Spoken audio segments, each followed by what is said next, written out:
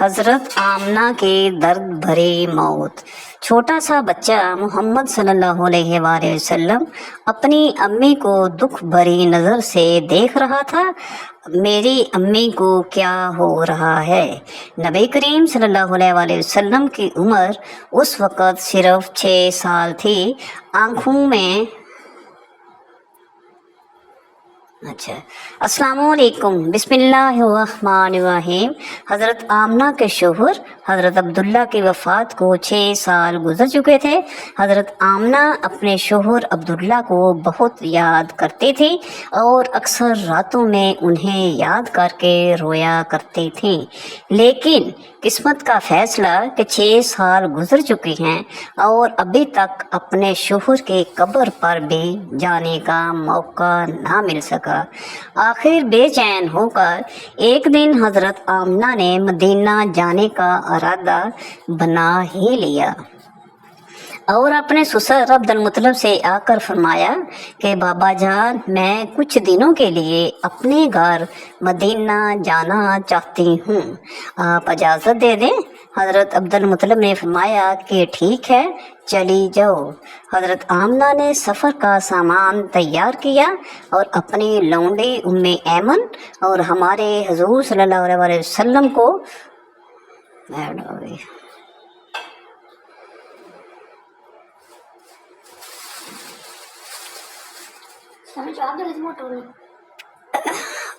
हुज़ूर सल्लल्लाहु अलैहि वसल्लम को लेकर एक ऊँटनी से मदीना की तरफ चल पड़ी। उस वक़्त हमारे हुज़ूर सल्लल्लाहु अलैहि वसल्लम की उम्र 6 साल थी। मक्का से मदीना की दूरी 400 किलोमीटर है। उस वक़्त लोगों की आबादी बहुत कम थी। रास्ते में सन्नाटा ही सन्नाटा रहता था। हर तरफ एक वीरानी और वहशत सी महसूस होती थी। लेकिन ये 3 लोगों का काफिला आहिस्ता आहिस्ता मदीना की तरफ बढ़ता जा रहा था। उस काफिले में मर्दों में सिर्फ एक 6 साल का बच्चा था। रास्ते पर हजरत आमना की आंखों में कभी आंसू भर आते और कभी दिल में एक तड़प उठती कि आज मैं अपने शोहर अब्दुल्ला की कब्र पर जा रही हूँ। मैं जाकर मदीना में अपने घर वालों से पूछूंगी कि वो क्या मंजर था जब मेरे शोहर अपनी ज़िंदगी की आखिरी सांसें ले रहे थे। उन्हें कैसा दर्द उठा था, वो मुझे क्यों उस भरी जवानी में छोड़कर चले गए। मैंने तो अभी अपने शोहर के साथ एक नई ज़िंदगी की शुरुआत की थी। शादी को सिर्फ चंद ही महीने गुजरे थे कि वो हमेशा के लिए मुझे छोड़कर चले गए। आज 6 साल गुजर चुके हैं। मैं उन्हीं की यादों का सहारा बनाकर ज़िंदगी गुजार रही हूँ। पुरानी यादों का एक तूफान था जो हज़रत आमना के दिल में बरपा था। ऊँटनी सफ़र की तरफ बढ़ती जा रही थी। 10 दिनों का सफ़र करके हज़रत आमना मदीना पहुंची। घर पहुंचते ही हज़रत आमना ने जैसे ही अपनी अम्मी को 6 साल के बाद देखा तो शोहर का वो गम जो अभी तक दिल में था उभर कर चेहरे पर आ गया और फिर हज़रत आमना अपनी अम्मी से लिपटकर ज़ोर ज़ोर से रोने लगी। हज़रत आमना के आंसू ही आज सारे घर वालों को उनकी दर्द भरी दास्तान सुना रहे थे कि उस 25 साल की नौजवान लड़की आमना ने ज़बान से एक लफ्ज़ भी ना बोला। आज 6 साल के बाद अपनी माँ पर नज़र पड़ी तो हज़रत आमना अपने आप पर काबू ना कर सके और अपनी अम्मी से लिपटकर सब कुछ कह डाला। हज़रत आमना की अम्मी अपनी बेटी को दिलासा दे रही थी और कह रही थी कि बेटी परेशान ना हो, अल्लाह तुझे इसका बेहतर बदला अता फरमाएगा। हज़रत आमना की अम्मी ने जब अपने नवासे मोहम्मद सल्लल्लाहु अलैहि वसल्लम को देखा तो बहुत खुश हुई और हर एक के सामने तारीफ़ें करते ना थकते थे कि ज़रा मेरे नवासे को तो देखो, अल्लाह ने उसे कैसी खूबसूरती अता फरमाई है। 2 दिनों के बाद हजरत आमना अपने शोहर अब्दुल्ला की कब्र पर पहुंची। कब्र के पास बैठकर बहुत देर तक रोती रही और दिल ही दिल में अपने शोहर से कुछ कह रही थी। शायद वो ये कह रही होंगी कि ए अब्दुल्ला, तुम मुझे इतनी जल्दी छोड़कर क्यों चले गए हो? मैंने तो तुम्हारे साथ सारी जिंदगी गुजारने के सपने देखे थे, लेकिन तुमने तो मुझे जिंदगी के सफर में अकेला ही छोड़ दिया। मुझे तुम्हारे बगैर बिल्कुल भी अच्छा नहीं लगता है। ए अब्दुल्ला, काश कि तुम जिंदा होते तो आज अपने इस आमना का गम देखते। मैं तो घर में उम्मीद लगाए बैठी थी कि आप 2 महीनों में वापस आ जाएंगे, लेकिन आप तो अभी वापस ना आए। ए अब्दुल्ला, काश कि तुम जिंदा होते तो आज अपने इस चांद जैसे खूबसूरत बच्चे को देखते कि अल्लाह ने तेरे बच्चे को कैसा हुस्न अता फरमाया है। ए अब्दुल्ला, काश कि तुम जिंदा होते तो अपने इस यतीम बच्चे को अपने कंधों पर बैठाकर बाजारों में घुमाते, उसके लिए अच्छे अच्छे खिलौने लाते, उसे अपने हाथों से खाना खिलाते। लेकिन ए अब्दुल्ला, आज ये तुम्हारा चांद सा खूबसूरत बच्चा यतीम हो गया है। उसके सर से बाप का साया उठ चुका है।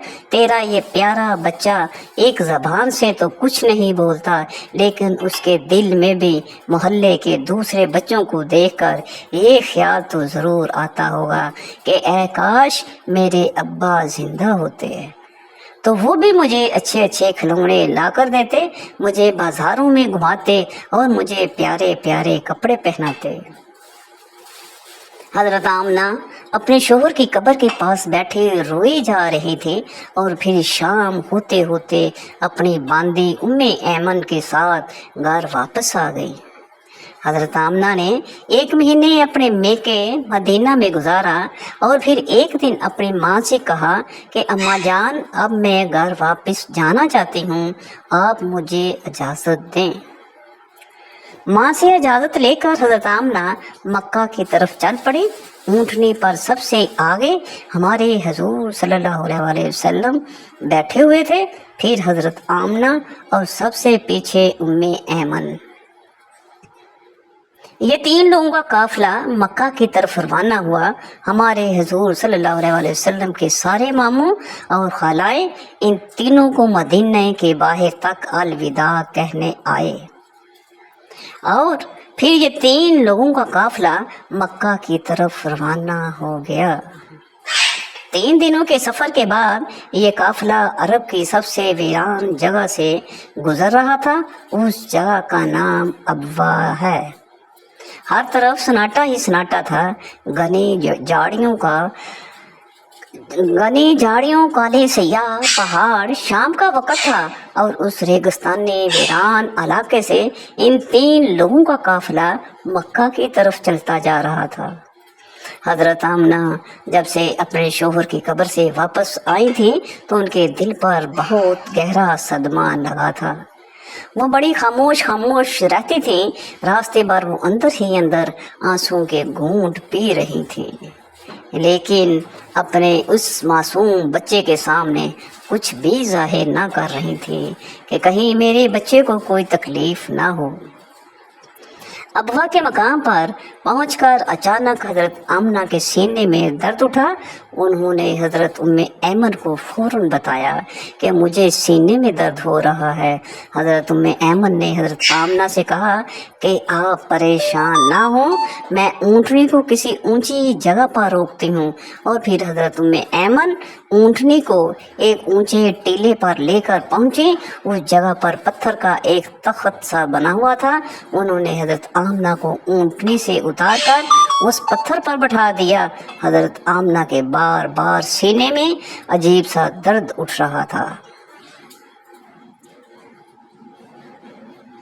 शायद उन्हें अपने शोहर का गम बहुत ज्यादा हो गया था, इसलिए उन्हें दिल का दौरा आ रहा था।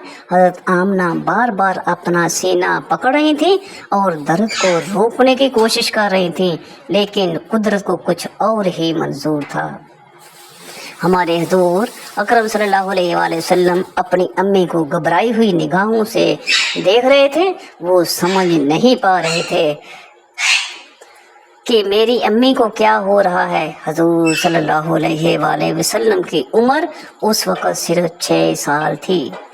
آنکھوں میں آنسو بھرے ہوئے تھے، دل گھبرا رہا تھا، اور بار بار ہمارے حضور صلی اللہ علیہ وآلہ وسلم اپنی امی سے کہہ رہے تھے، امی جان آپ مجھ سے بات کیوں نہیں کر رہی ہو، آپ خاموش کیوں ہو، مجھ سے بات کرو. امی حضرت ام ایمن حضرت آمنہ کے ہاتھ پیر دبا رہی تھی اور ان کے سائے اور ان کے سر پر ہاتھ پھیرتے ہوئے کہہ رہی تھی کہ اے آمنہ ہمت رکھو، تمہیں کچھ نہیں ہوگا، تم بالکل ٹھیک ہو جاؤ گی. لیکن حضرت آمنہ سمجھ چکی تھی کہ شاید اب جانے کا وقت آ چکا ہے. حضرت آمنہ درد کی وجہ سے بار بار اپنی آنکھیں بند کرتی اور کھولتی. حضرت آمنہ آنکھ کھول کر اپنے اس 6 سال کے بچے کو دیکھتی اور دل ہی دل سوچتی کہ اب میرے اس یتیم بچے کا کیا ہوگا. میرے بچے نے اپنے باپ کا سایہ تو دیکھا ہی نہیں، اور اب میں بھی اسے چھوڑ کر جا رہی ہوں. نہ بہن ہے نہ بھائی ہے، میرا بچہ اب کس کے سہارے جیے گا. حضرت آمنہ درد کی وجہ سے بار بار اپنی آنکھیں بند کر لیتی، لیکن ہمارے حضور صلی اللہ علیہ وآلہ وسلم اپنی امی کو ہلاتے اور روتے ہوئے پوچھتے کہ امی جان آپ کو کیا ہو رہا ہے. شاید ہمارے حضور صلی اللہ علیہ وآلہ وسلم بھی کچھ سمجھ چکے تھے، لیکن پھر بھی 6 سال کا بچہ کیا جانے کہ اس کی ماں کو کیا ہو رہا ہے. آج تک ہمارے حضور صلی اللہ علیہ وآلہ وسلم نے کسی کو مرتے ہوئے نہیں دیکھا تھا. آخر حضرت آمنہ نے موت سے کچھ سیکنڈ پہلے سارا زور لگا کر اپنی آنکھیں کھولی اور اپنے 6 سال کے بچے کے سر پر ہاتھ رکھتے ہوئے کہا کہ بیٹا پریشان نہ ہونا، اب میں جا رہی ہوں، لیکن ساری دنیا کو ایک ایسا بچہ دے کر جا رہی ہوں جو ساری کائنات کو روشن کرے گا.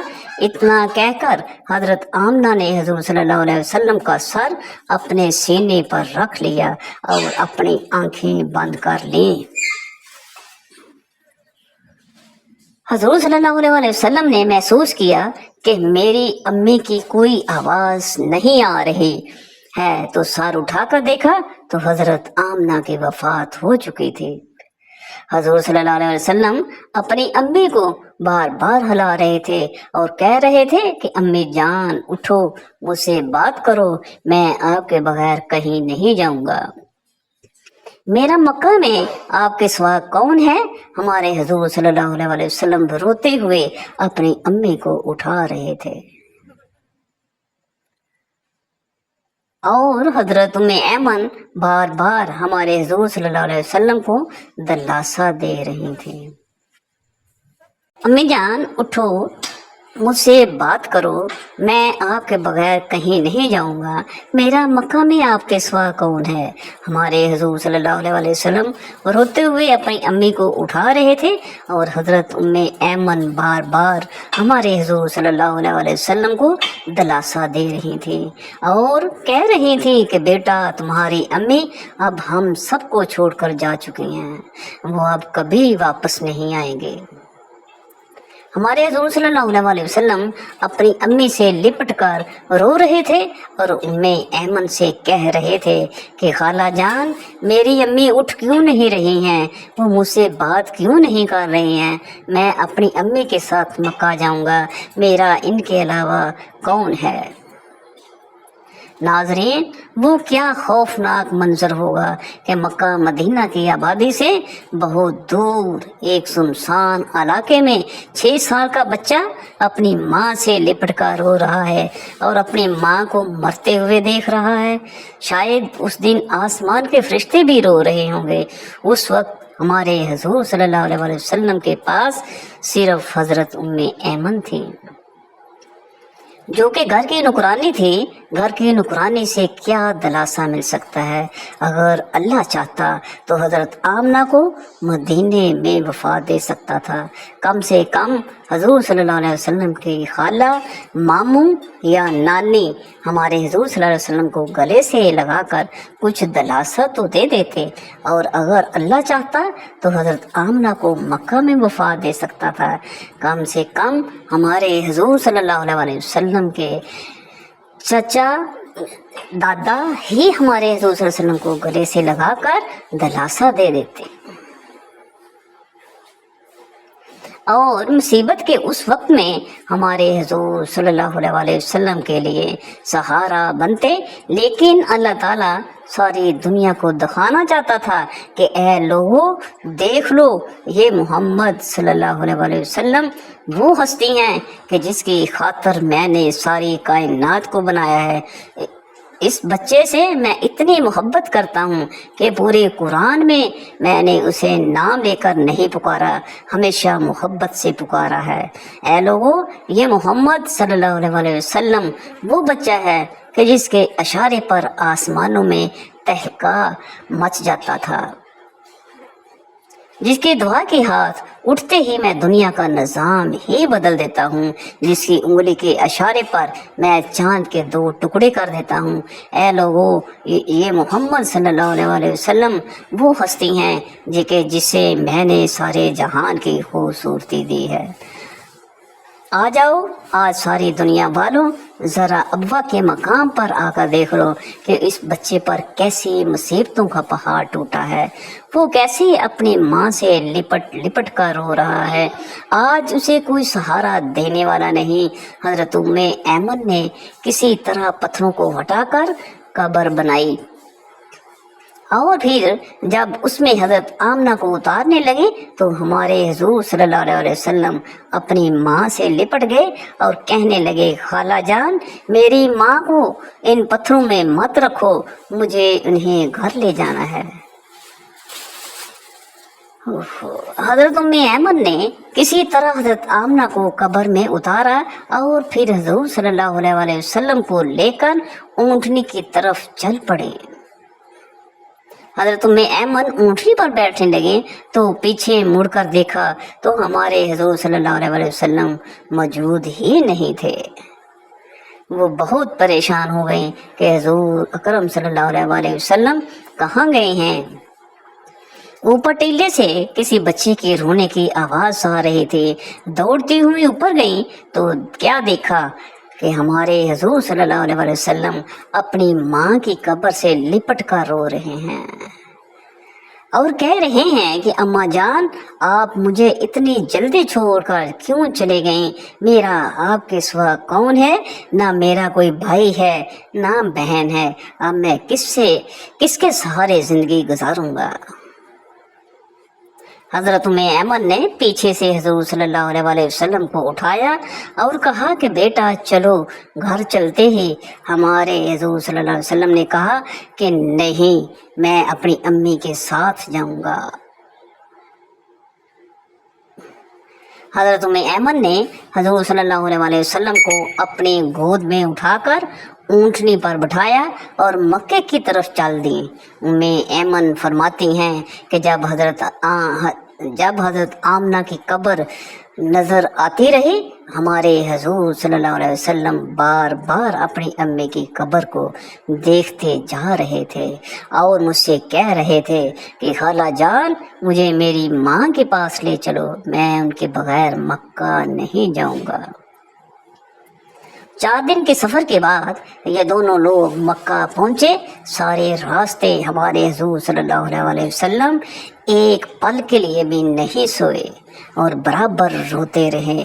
جب حضرت ام ایمن ہمارے حضور صلی اللہ علیہ وسلم کو لے کر مکہ پہنچی تو عبد المطلب نے اونٹنی کی طرف دیکھتے ہوئے پوچھا کہ اے ام ایمن، آمنہ کہاں ہے؟ تو یہ سن کر حضرت ام ایمن رونے لگی اور ہمارے حضور صلی اللہ علیہ وسلم بھی دوڑ کر اپنے دادا سے لپٹ گئے۔ 3 لوگ گئے تھے، پھر 2 لوگ کیوں واپس آئے؟ عبد المطلب بھی سمجھ گئے کہ کوئی बुरी खबर ज़रूर है। फिर हज़रत उम्मे ऐमन ने सारा किस्सा सुनाया तो दादा अब्दुल मुत्तलिब की भी आंखों से आंसू बहने लगे और अपने पोते मोहम्मद सल्लल्लाहु अलैहि वसल्लम को गले से लगा दिया। शायद वो सोच रहे होंगे कि मेरे पोते पर इतनी छोटी उम्र में कितनी मुसीबतें आ रही हैं, बाप का साया तो देखा ही नहीं और अब माँ भी छोड़कर चले गई। हमारे हुजूर सल्लल्लाहु अलैहि वसल्लम के सारे चचा परेशान थे, हर एक का चेहरा उदास था और सब हमारे हुजूर सल्लल्लाहु अलैहि वसल्लम को देखते जा रहे थे कि इस मासूम बच्चे को बचपन ही से कैसे कैसे गमों का सामना करना पड़ रहा है।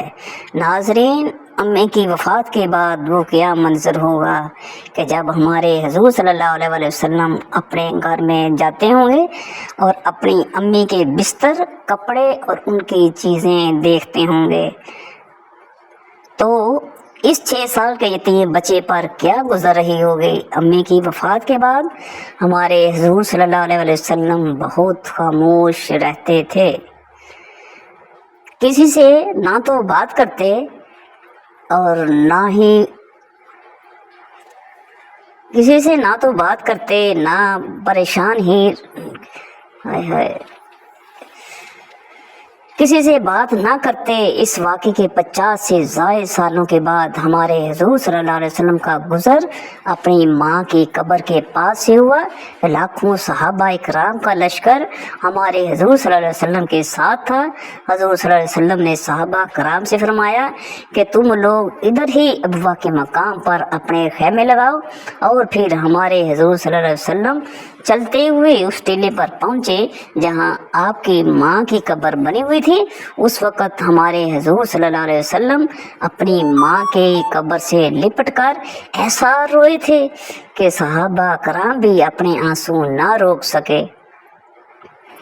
कई घंटों के बाद हमारे हुजूर सल्लल्लाहु अलैहि वसल्लम ने अपना सर उठाया और फरमाया, ऐ काश मेरी माँ जिंदा होती और मैं ज़ोहर की नमाज़ पढ़ने के लिए मुसल्ले पर खड़ा होता और मेरी माँ पुकारती, बेटा मोहम्मद, तो मैं अपनी माँ के लिए अपनी नमाज तोड़ देता।